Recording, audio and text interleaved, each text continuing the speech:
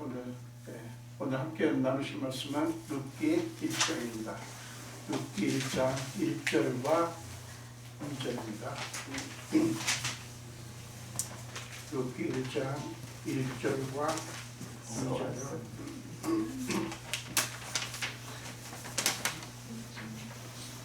룻기 1장 1절과 2절 우리 함께 한 목소리 읽겠습니다. 사사들이 지지하는 때에 그 땅의 흉년이 일어나 유다 베들레헴 한 사람이 그의 아내와 두 아들을 데리고 모압 지방에 가서 거주하려 했는데 그 사람의 이름은 엘리멜렉이요 그의 아내의 이름은 나오미요 그의 두 아들의 이름은 마hlon과 기력이니 유다 베들레헴으로 살았더라. 그들이 모압 지방에 들어가서 거기에 살더니. 아멘. 한 번 더 기도하겠습니다. 예수님, 종을 세워주신 주님을 찬양합니다. 주님, 세우셨습니다. 성령님이셔 종의 입술을 성령의 불로 정결케 하사 하나님의 말씀만 온전히 선포되게 하여 주옵소서. 감사드렸고 예수 이름으로 기도합니다. 아멘.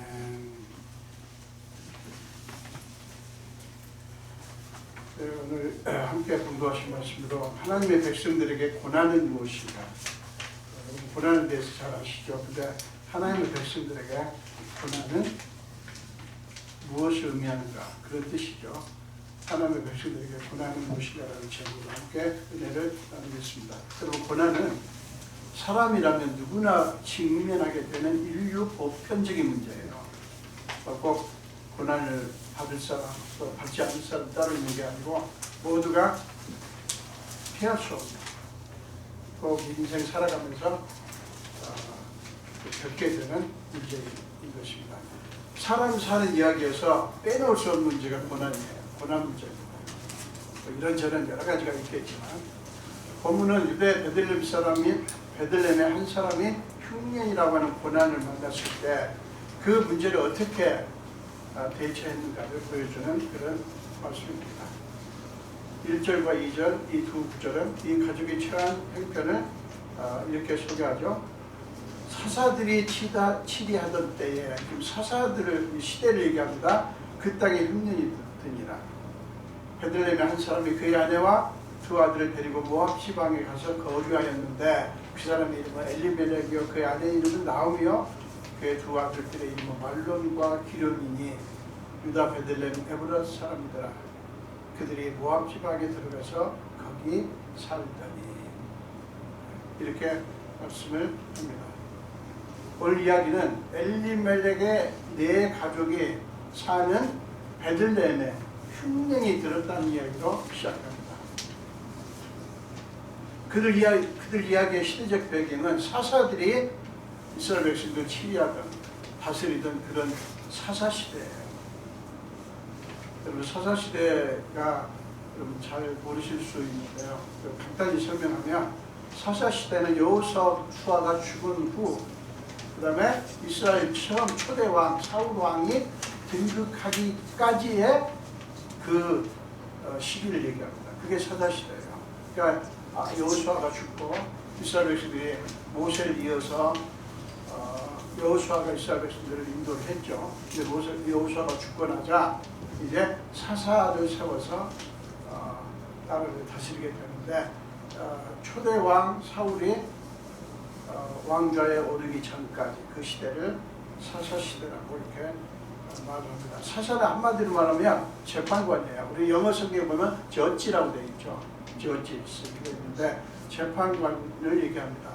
근데 재판관은 민형사 사건을 다루는 재판관이잖아요. 근데 그 재판관과는 달리 어떤 문제가 발생했을 때 그것을 이제 판결을 하는데 뭐냐면 하나님의 율법이 기준이에요.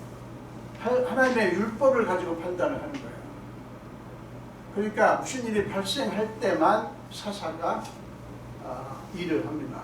이렇게 출퇴근하고 이런 게 없어요. 그냥 무슨 일이 발생할 때만 이렇게 하는데 그리고 이제 외적이 침입했을 때는 사사가 또 군사 지도자 역할까지 합니다. 그러다가 임무가 마치면 일이 끝나면 자기 사는 고향으로 돌아가는 돌아가서 거기서 없었던 듯이 또 자기 일을 이렇게 합니다. 그러니까 뭡니까? 일시적인 지도 체제예요. 한시적인. 그러니까 계속적으로 업무를 감당하는 그런 지도 체제가 아니라 일시적인 지도 체제를 가리킵니다. 또 다른 시대적 배경이 있는데 그건 뭐냐면 드보라와 바락이라고 하는 두 사사들이 다스리던 때의 40년의 평화기가 끝나고 이 드보라와 바락이라고 하는 두 사사들이 굉장히 잘 다스렸던 것 같아요. 이 바락과 연결된 관련된 그 스토리들이 참 많은데요. 언젠가 그 말씀을 나누도록 하겠습니다. 그 바락과 그 드보라가 두 사람의 사사 역할을 했는데 그들이 다스리던 40년 동안 굉장히 나라가 안정되고 평화로웠어요. 근데 그게 끝나고 이스라엘 백성들이 미디안의 압제를 받던 기원전 12세기 후반 그리고 기드온이 하나님의 부르심을 받아 사사가 되기 전 시대를 또 사사 시대라고 하고 그것이 오늘 말씀의 배경입니다. 자, 이때 이스라엘은 미디안의 압제 가운데 시달렸기 때문에 백성들을 말씀으로 지도할 지도자가 없었어요. 그렇기 때문에 영적으로 매우 혼탁한 그런 시대였습니다. 지금 이 룻기가 그런 시대를 담고 있어요. 당시 이스라엘은요 얼마나 혼란스러웠냐면 무정부 상태였어요. 폭력과 우상 숭배, 도덕적인 타락이 너무나 극심했고요. 그리고 미디안의 압제 속에 있고요. 자, 그 땅에 흉년이 들었을 때는 이스라엘이 바로 그런 상태에 있을 때였어요. 그런 상태. 그러니까 안 그래도 지금 여러 가지가 혼란스러운데 극심한 흉년까지 든 거예요. 그렇기 때문에 백성들의 혼란과 고통은 더욱 커졌을 거예요. 가중되었을 거예요. 이때 엘리멜렉은 가족을 이끌고 흉년이 들지 않은 모압 지방으로 이주를 한 거예요. 여러분 이 결정에 대해서 어떤 생각이 드십니까? 유대 땅에 지금 베들레헴에 흉년이 들었어요. 그래서 흉년이 들지 않은 모압 지방으로 가족을 데리고 이주를 했다. 그러면 지극히 자연스러워 보이지 않습니까? 뭐가 문제냐? 흉년이 안 든 곳으로 가는 거지 라고 생각되지 않습니까? 근데 오늘 말씀을 통해서 우리는 엘리멜렉의 이 결정에 대한 의미를 살펴보는 것이 오늘 설교 목적입니다. 이게 뭔가 지극히 자연스러워 보이고 아무런 문제가 없어 보이는데 과연 그런가? 이거를 생각해 보는 게 오늘 설교의 목적이에요. 그의 결정의 의미를 알려면 이 흉년이 하나님의 백성에게 닥쳤다. 이 흉년이 지금 하나님의 백성들에게 닥쳤다고 하는 것을 주목해야 됩니다. 그러면서 우리는 먼저 이스라엘이 왜 미디안의 압제에 놓이게 되었는가를 또 살펴봐야 돼요. 그러면 그들에게 닥친 흉년의 의미를 알 수 있어요. 자, 사사기 6장 1절 보겠습니다. 사사기 6장 1절입니다. 이스라엘 자손이 또 여호와의 목전에 악을 행하였으므로 여호와께서 7년 동안 그들을 미디안의 손에 넘겨주시니 이렇게 합니다. 지금 뭐라고 말씀하십니까? 성경은 여호와의 목전에 악을 행했다. 이스라엘 자손. 그래서 하나님께서 7년 동안 이스라엘 백성들을 미디안의 손에 넘겨주었다. 그러니까 이스라엘이 미디안의 압제 속에 놓인 것은 누구의 손길에? 하나님의 손길. 그냥 정치적으로 그렇게 된 게 아니에요. 하나님께서 그렇게 하신 거예요. 하나님의 심판 때문이었다고 지금 성경은 증언을 합니다. 성경이 가리키는 흉년의 의미도 마찬가지입니다. 자, 신명기 11장을 보겠습니다. 신명기 11장 16절, 17절을 보겠습니다. 너희는 스스로 삼가라. 두렵건대 마음에 미혹하여 돌이켜 다른 신들을 섬기며 그것에게 절함으로 여호와께서 너희에게 진노하사 하늘을 닫아 비를 내리지 아니하며 땅에 소산을 내지 않게 하심으로 너희가 여호와께서 주신 아름다운 땅에서 속히 멸망할까 하노라. 자, 신명기 11장 16절 17절에서 이렇게 말씀합니다. 흉년이라고 하는 게 하나님이 자기 백성들의 죄악을 고치기 위해서 사용하시는 매라고 하는 것을 보여주는 거예요. 하나님의 백성들에게는 외적의 이방인의 압제를 받거나 여러 가지 고통을 겪는 일이 하나님의 심판의 손길이라는 거예요. 근데 그 심판이 무엇 때문에 심판입니까? 무엇을 위한 심판입니까? 고치기 위한 악을 그리고 죄를 없애고 하나님의 백성답게 만들려고 하는 거예요. 그게 하나님의 백성들에게 주어진 놀라운 일종의 특권이에요. 하나님이 그냥 우리가 죄 가운데서 죽어가도록 내버려 두지 않아요. 심판을 하십니다. 근데 그 심판은 영원히 망하게 하는 거 아니라 고치는 거예요. 그래서 하나님의 심판은 언제나 뭐예요? 고치는 거. 고치시는 거예요. 회복하시는 거예요. 옛날의 상태, 하나님의 원래 원하셨던 상태로 바꾸는 것을 의미합니다. 그러니까 흉년도 뭐예요? 하나님께서 이스라엘 백성들의 죄를, 악을 고치기 위해서 때리시는 매인 거예요. 매. 그렇다면 엘리멜렉이 모압으로 이주하기로 한 결정을 어떻게 봐야 할까요? 뭐가 좀 보이죠? 네. 그의 결정은 인간적으로는 충분히 이해가 가지만 영적으로는 옳은 결정이 아니에요. 왜 그런가 하면 흉년은 그들의 죄를 정결하게 하기 위한 하나님의 사랑의 손길인데 모압으로 피하는 것은 뭐예요? 그들을 고치시려는 하나님의 뜻을 피하는 거예요. 하나님의 사랑의 손길을 거부하는 것이기 때문에 문제예요. 하나님께서 지금 고치려고 새롭게 하려고 이 기회를 주셨는데 그걸 피하면 그 기회를 자기도 모르게 거부하는 거 아닙니까? 이게 우리가 평소에 좀 생각하지 않던, 우리는 무조건 고난이 닥치면 그 고난을 없애주시는 것이 하나님이 우리를 사랑하시는 것이다, 이렇게 생각을 합니다. 틀린 말은 아니에요. 반은 맞죠, 반은 틀려요. 그 고난을 통해서 뭐를 하시려고 하십니까? 하나님이 우리를 바꾸려고 하십니다. 고치려고 하십니다. 여러분도 싫어하고 저도 싫어요. 고난 안 좋아요. 힘들어요. 그런데 야, 내가 이걸 통해서 너를 고치려고 해. 내가 원하는 나로 만들려고 해. 너에게 너를 고쳐서 너를 축복하려고 해. 라고 하시는 거예요. 근데 우리는 아이, 됐고요. 무조건 고난은 싫습니다라고 하죠. 근데 사실은 영적으로는 그게 아닌 거예요.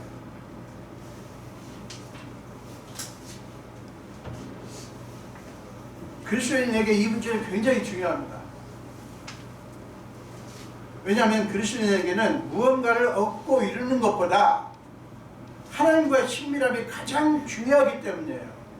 여러분, 그리스도인에게 가장 중요한 것은 하나님과 가까워지는 것입니다. 하나님과 친밀하게 되는 거예요. 이것 빼면 아무것도 아니에요. 예수 믿는 목적이 그겁니다. 그렇기 때문에 엘리멜렉의 결정이 잘못된 거예요.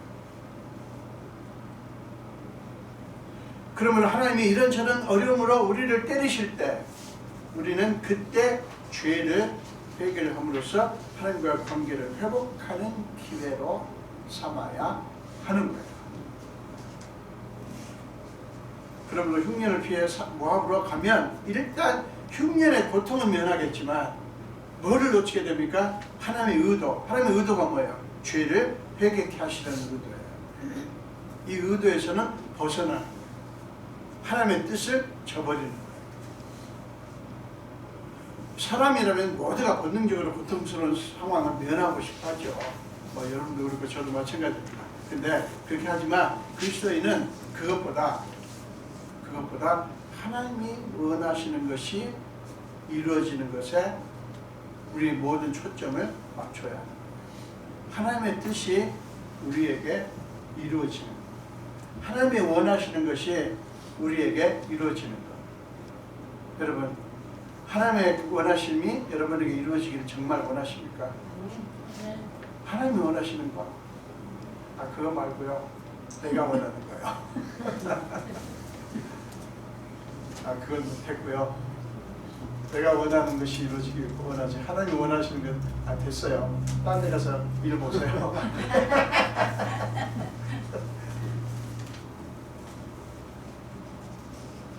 여러분, 그를 위해서 엘리멜렉이 모압으로 가기로 한 결정은 영적으로 저는 인간적으로 괜찮아요. 당연히 그렇죠. 본능적으로 그렇게 하지 않습니까? 그러니까 영적으로는 문제입니다. 오늘 설교 여러분 별로 그렇게 마음에 환영이 안 될지 모릅니다. 그러나 굉장히 중요합니다. 신앙에서 그리스도 기독교 신앙에서 매우 중요합니다. 이거 놓치지 말고 이 신앙을. 자, 또 한 가지 모압으로의 이주 결정은 모압에 대한 하나님의 경고를 무시하는 것이었기 때문에 문제예요.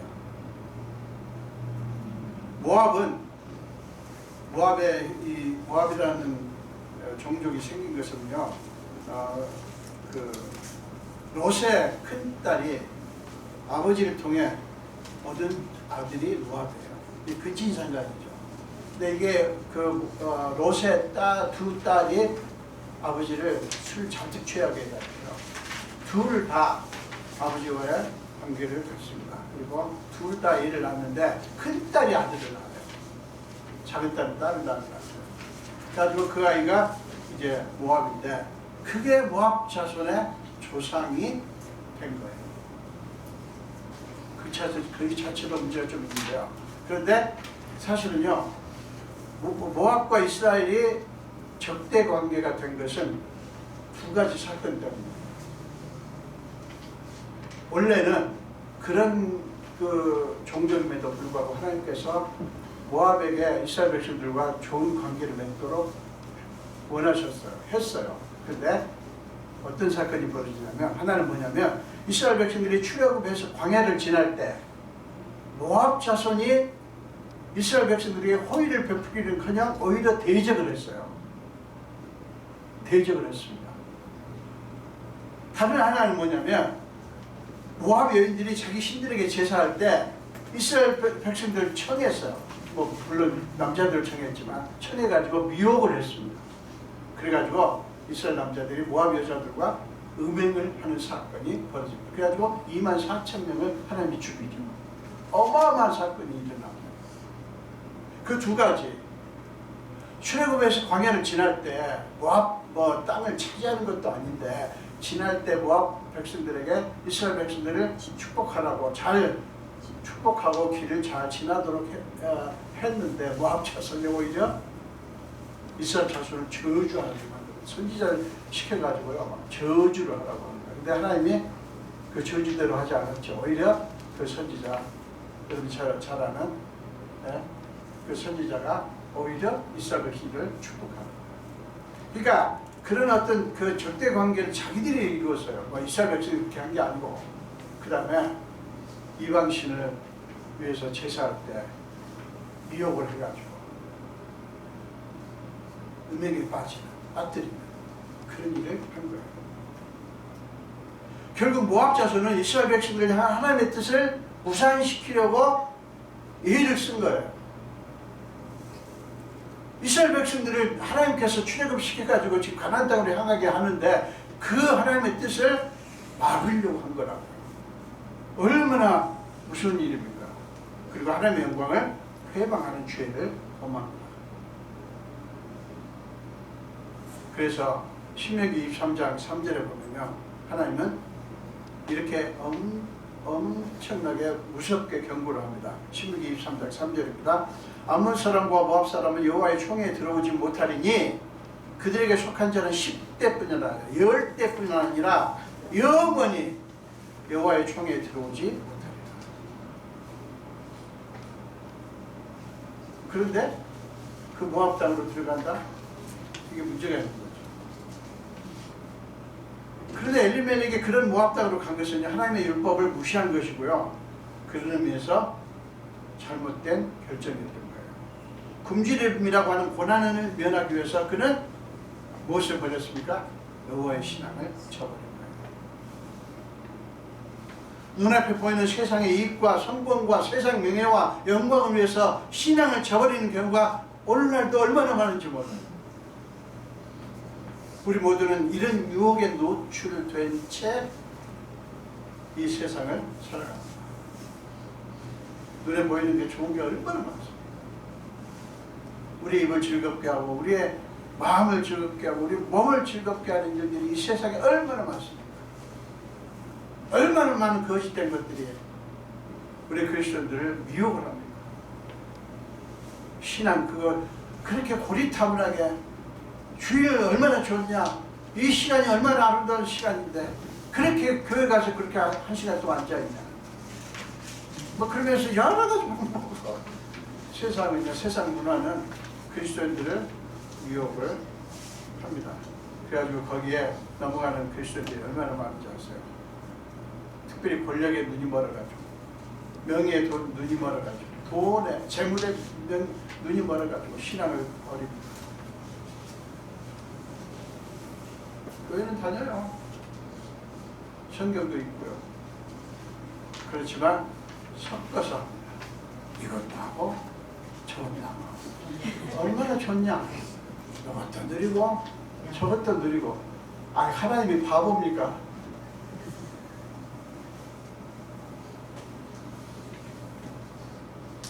여러분, 우리 모두는 이런 유혹 속에 지금 살아가고 있어요. 자, 여러분, 하나님의 백성들은 어떻게 하든 목적을 이루는 것을 목표로 삼으면 안 돼요. 우리가 어떤 목표를 가지고 목표를 세워서 그 목표를 이루려고 하는 데만 편안히 되면 안 돼요. 그게 우리 목표가 되면 안 돼요. 무엇을 목표로 삼아야 됩니까? 모든 것이 하나님의 뜻과 하나님의 방식대로 이루어지는 것, 이것을 목표로 삼아야 돼요. 하나님과 가까워지고 하나님과 친밀해지고 하나님을 잃지 않고 하나님의 뜻과 방식대로 이루어지는 것을 목표로 삼아야 그게 그리스도인의 올바른 삶의 모습이라, 다른 게 아니에요. 여러분, 그리스도인들이 이런 걱정을 합니다. 그렇게 하면 언제 내가 돈을 벌고 언제 내가 세상에서 성공하고. 여러분, 걱정하지 마세요. 하나님께서 자기 백성들을 무조건 다 그냥 가난하게 살고 그렇게 비실비실하게 살게 하지 않아요. 하나님께서 필요한 사람들에게 명예도 주시고 권세도 주시고 물질도 주십니다. 하나님이 알아서 잘 하셔요. 우리가 원하는 것보다 훨씬 더 우리에게 정말 필요한 것이 뭔지 아신다고요. 여러분, 오해하지 마세요. 하나님이 여러분보다 훨씬 똑똑하십니다. 하나님이 똑똑하다는 표현을 써서 좀 죄송합니다, 주님. 그리고요, 하나님이 훨씬 더 머리가 그것도 좀 불경한 적인가요? 엄청나게 기가 막힌 생각들 하십니다. 그분을 신뢰하면 돼요, 우리는. 그러면 여러분에게 필요한 것들을 공급하십니다. 필리포스에 나오잖아요. 그러니까 감사함으로 하나님께 아뢰라 그러잖아요. 3장에서. 자,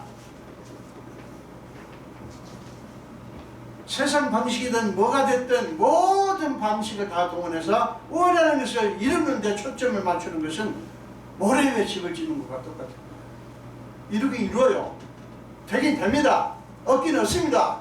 근데 그게 모래 위에 지은 집이 된다고요. 어떤 사람은요, 오히려 큰 대부호가 되지 않았으면 좋았을 건데, 그 사람이 엄청난 권력자가 되지 않았으면 좋았을 텐데, 그것 때문에 그 인생이 망쳐지는 일이 얼마나 많아요.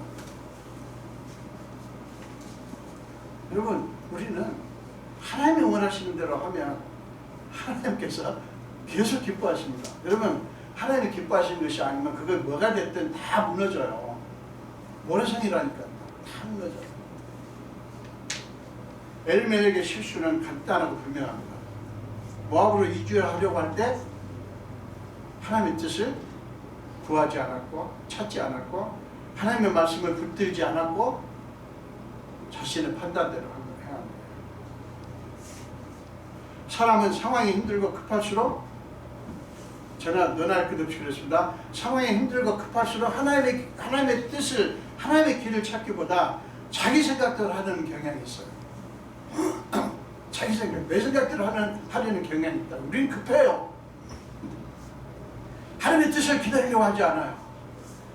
이게 너무 내가 좋아하는 거야.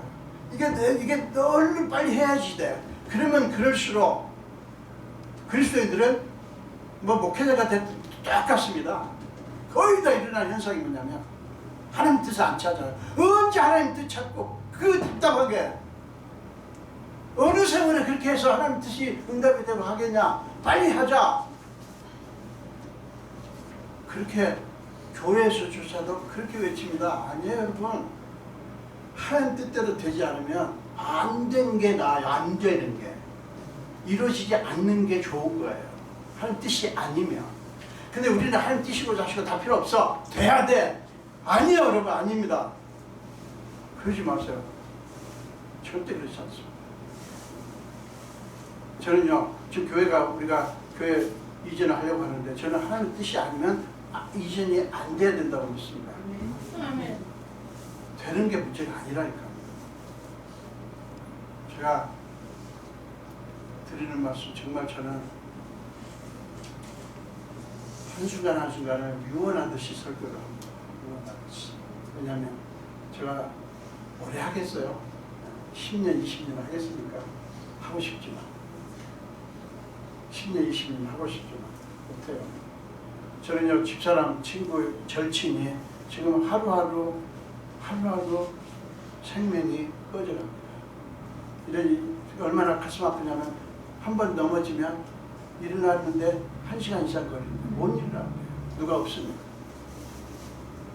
저는요 몇 끼 밥 먹는 게 너무 고마워요. 주님 나한테 입맛을 주셔서 감사하고 먹고 싶은 마음 주셔서 감사하고 먹으면 소화가 잘 돼서 건강을 유지할 수 있게 있어서 감사하고 너무 기가 막히게 감사해요. 여러분 저나 여러분들이나 하나님과 더 가까워지기 위해서 그것을 거기에다 모든 것을 걸고 여러분 일이 좀 늦어져도요 괜찮아요. 뭘 그렇게 급하게 해치우려고 하세요. 되면 더 나빠지는 거예요. 더 안 좋아지는 거예요. 그래도 괜찮아요?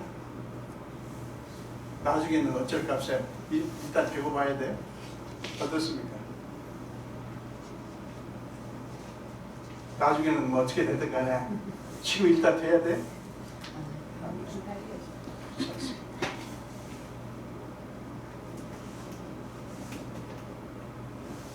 여러분 왜 그렇게 사람들이 급하고 중요할수록 하나님 뜻 안 찾고 자기 맘대로 해버리기를 좋아하냐면 그게 더 믿음이 가요. 그게 더 빨리 해결될 것 같고 그게 더 확실한 것 같고 착각을 합니다. 많은 그리스도인들이 너무나 착각을 해요.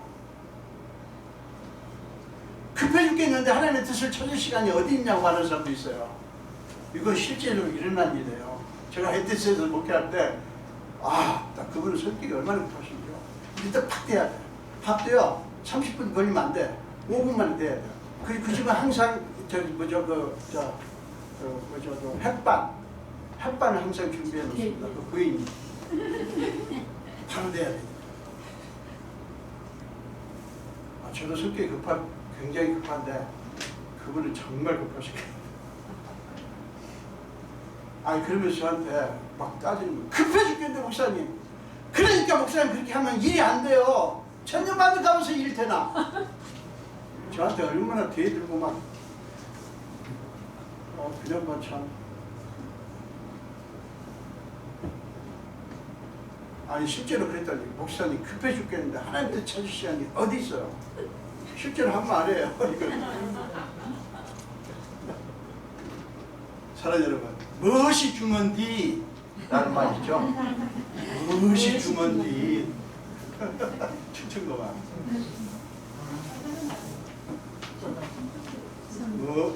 그래? 그래? 무엇이 중헌디? 우스갯소리가 있지 않습니까? 진짜 중요한 게 뭐죠? 제대로 잘 되고, 잘 들으세요. 모든 게 제대로 잘 되고, 된 그 일이 견고해서 오래도록 지속돼야 되는 거 아니겠어요? 그게 좋은 거 아닙니까? 돼가지고 좀 있다가, 몇 개월 있다가 무너져. 1년 있다가 없어져. 그래도 괜찮아요? 아니에요. 잘 되고, 그 다음에 그 된 일이 견고하게 오래도록 유지가 되고, 지속이 되는 게 그게 진짜 중요한 거 아닙니까?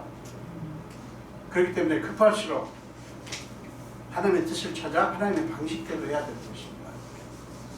아주 멋있고 근사하게 이루어져서 사람들부터 박수와 환호가 터지고 신문방송에 나오고 야단 법석했는데, 그렇게도 애써서 이런 것들이 하루아침에 허망하게 무너져 내린다면 여러분 그래도 괜찮아요? 안 괜찮습니다. 잘 여러분, 흉년을 살아가는 것이, 흉년 시대를 살아가는 것이 힘들더라도 엘리멜렉은요 모압 땅으로 가기보다 뭘 해야 되냐면, 고난이 있지만 하나님의 약속의 땅에서 하나님께 귀를 기울이고 하나님의 긍휼하심을 구했어야 했던 거예요. 흉년이라는 고난 속에서 하나님의 뜻을 찾고 회개하며 하나님의 은혜를 기다렸어야 했다고요. 회개하라고 주신 기회인데 회개할 생각을 안 하고 도망칠 국리부터 먼저예요. 고난을 피하고 고난으로부터 도망치고 편안하고 안락함을 찾는 것이 아니라 고난 중에서 하나님을 기다렸어야 했던 거예요. 사랑하는 여러분, 이것이 하나님의 백성들이 고난을 만났을 때 반드시 해야 하는 일입니다. 고난으로부터 벗어나는 것에만 관심을 두면 마귀의 올무가 뭐죠? 잡괴, 속임수예요. 마귀의 올무에 걸리기 쉽습니다. 어떻게 하냐면, 자, 너 힘들지? 내가 피할 줄 줄게. 이렇게 하면 돼. 마귀가 그런 사람을 얼마나 귀신이니까 그렇지. 귀신처럼 말아먹어요. 알고 딱 와가지고, 야, 너 돈 벌 수 있는 돈 벌고 싶지? 그럼 내가 벌게 해줄게. 등등 우리의 약점을 다 알고 와서 맞춤형으로 우리한테 공격합니다. 맞춤형. 그래서 위험한 거예요. 그래서 야심이 넘치는 사람일수록 마귀의 울음에 아주 잘 걸립니다. 이거는 목회자고 뭐가 없어요. 목회자도 야망에 인간적인 야망에 들들 끓는 분들이 있거든요. 그러면 마귀가 그걸 이용합니다. 그걸 이용해요. 올무에 걸리기 딱 마귀의 밥이 돼요, 그런 사람들이. 여러분, 우리 트라이시 한장국의 여러분들은 마귀가 정말 먹기 싫은 분들이 되시길 축원합니다. 저 사람들은 아주 내 밥이야. 그렇게 되지 마십시오.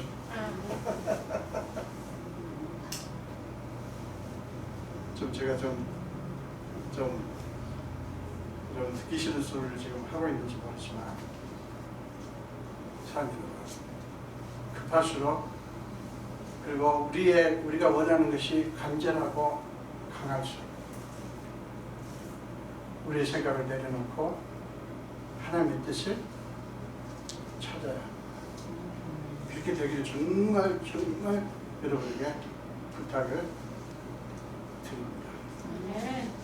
자, 여러분, 마귀는 우리를 어떻게 하든지 넘어뜨리기 위해서 온갖 수단 방법을 가리지 않고 그렇게 열심히 우리를 넘어뜨리려고 합니다. 그렇기 때문에 우리가 조심을 하고 또 조심을 해야 됩니다. 그렇기 때문에 벗어나려고 하기보다, 면하려고 하기보다 계속해서 우리는 하나님의 뜻을 구하고 하나님의 뜻을 찾고 하나님의 은혜가 임할 때까지 잠잠히 기다리는 게 중요합니다. 자, 여러분, 하나님께서 여러분에게 원하시는 것이 무엇인가를 아는 것에 여러분들의 모든 것을 거신다면 하나님은 그런 여러분의 모습을 보시고 기뻐하실 것입니다. 하나님 우리에게 고난을 허락하실 때는 하나님의 그것을 통해서 이루시는 기쁜 뜻이 있기 때문이라는 사실을 잊지 마시길 저도 여러분도 고난을 싫어하지만 하나님은 고난 속에서 오히려 더 크게 하나님의 은혜를 베푸십니다. 왜 그런지 아십니까? 그 고난은 우리의 온갖 포장을 벗겨내고, 이 포장이라는 게 다 거짓이에요. 포장을 벗겨냄으로써 하나님의 은혜가 임하기에 합당한 조건을 만들어주기 때문이에요. 어떻게 해서 그렇게 될까요? 하나님은 고난을 통해서 하나님과 우리 사이를 가로막는 온갖 거추장스러운 장애물들을 제거해 주심으로써 은혜를 부어주실 최고의 조건을 만드십니다. 자, 다시 말씀드립니다. 고난은 뭐라고요? 우리와 하나님 사이를 가로막고 있는 온갖 장애물들을 제거하고 그렇게 해서 뭐가 어떻게 되라고요? 하나님의 은혜가 임하기에 최적의 가장 좋은 조건을 만들어 주려고 하시는 거예요.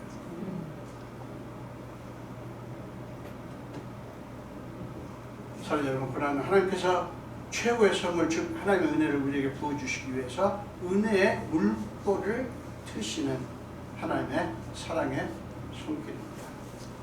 사랑하는 여러분, 어떻습니까? 이제 하나님의 백성들에게 고난은 무엇인가? 라는 질문에 대한 답이 보이시죠? 고난은 여러분과 하나님 사이에 장애물들을 말끔히 제거해서 하나님의 축복이 여러분에게 막힘없이 흘러 들어가게 하는 축복의 물길입니다. 자, 이건 같이 따라서 할까요? 고난은 여러분과 하나님 사이에 장애물들을 말끔히 제거해서 하나님의 축복이 여러분에게 막힘없이 흘러 들어가게 하는 축복의 물길이다. 맞습니다. 저는 축복의 물길이 저한테 아무런 장애물이 없이 그냥 그대로 다 들어오기를 간절히 소망합니다. 저뿐만 아니라 여러분들에게 그렇게 되기를 축원합니다. 자, 여러분, 그래도 길을 쓰고 어떻게 하든지 그저 피하려고만 하시겠어요? 저는 안 그럴 거예요. 저도 고난 싫다니까요. 제가 걸어온 고난의 길은 징그러워 진짜 싫어요. 그러나 그게 하나님 은혜가 저한테 임하는 건데요.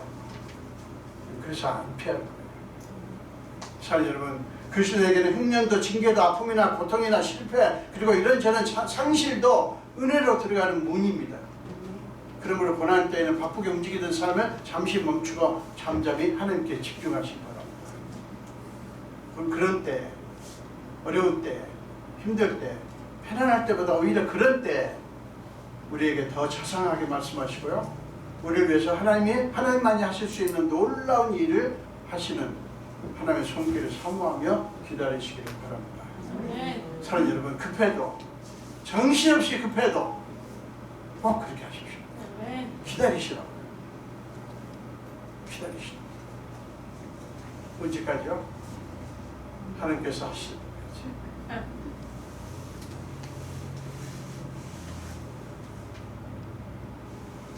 아마 여러분들이 저의 모습을 보시면 답답하신 분들이 많을 거예요. 저렇게 해가지고 뭔 일을 하려고 하시나. 아무리 여러분들이 급하게 서둘러도 저는 하나님 뜻대로 할 거예요. 그래서 저한테 막 푸시하지 마시기 바랍니다. 하나님 뜻이 아니면 저는 안 움직입니다. 그러면 아주 빨리빨리하게 굉장히 잘하시는 목사님들이 있어요. 그럼 그런 분들이 오시면 되죠. 저같이 답답한 사람 말고. 저는 절대로 아무리 급해도 정신없이 급해도 바빠도 하나님의 뜻을 찾고 하나님의 뜻이 이루어지기를 저는 원합니다. 가장 여러분 기억하십시오. 가장 어두운 때는 여명이 가장 가까워질 때입니다. 하나님의 자녀인 우리에게 권하는 새벽을 알려주는 자명종 소리예요. 자명종 소리. 아, 지금 새벽이다. 이 하나님의 때가 왔다. 알려주는 자명종 소리예요. 사랑하는 여러분, 하나님이 우리에게 피할 길을 여시고 새벽을 열어주실 때까지 하나님 반드시 그렇게 하십니다. 열어주실 때까지 오직 하나님께 여러분의 생각과 마음을 집중하시기를 주님의 이름으로 축원합니다. 자, 시편 18편 1절, 2절 이 말씀을 이번 주간 함께 암송했으면 좋겠습니다. 시편 18편 1절, 2절을 우리 함께 읽겠습니다. 나의 힘이신 여호와여, 내가 주를 사랑하나이다. 여호와는 나의 반석이시요 나의 요새시요 나를 건지시는 이시요 나의 하나님이시요 내가 그 안에 피할 나의 바위시요 나의 방패시요 나의 구원의 뿌리시요 나의 산성이시로다. 자, 요거 다 혹시 못 외우시겠으면 1절만 나의 힘이신 여호와여, 내가 주를 사랑합니다. 나의 힘이신 여호와여, 내가 주를 사랑합니다. 여러분, 저는 텍사스를 공부할 때 어떤 기도원의 원장님, 기도하시는 권사님이 저한테 이렇게 말씀하셨어요. 전사님, 이번에 앞으로 한 주간 동안 매일 3,000번씩 주님 사랑합니다 고백하십시오. 제가 말 굉장히 잘 듣거든요. 그러면 권사님 3,000번을 어떻게 세요? 묻더라고요. 어떻게 세죠? 자, 1분 동안 해보는 거예요. 1분 동안 주님 사랑합니다, 주님 사랑합니다, 주님 사랑합니다. 그러면 답이 나오죠. 그렇더라고요. 어떻게 그걸 일일이 세고 앉아 있어요? 그러니까 이제 1분 동안 주님 사랑합니다를 몇 번 했는가 보면 나오잖아요. 근데 5시간 이상 자면 안 되겠더라고요. 화장실 가서도 주님 사랑합니다, 주님 사랑합니다, 주님 사랑합니다. 3,000번씩 하루에 하라는데 그대로 했잖아요. 그대로.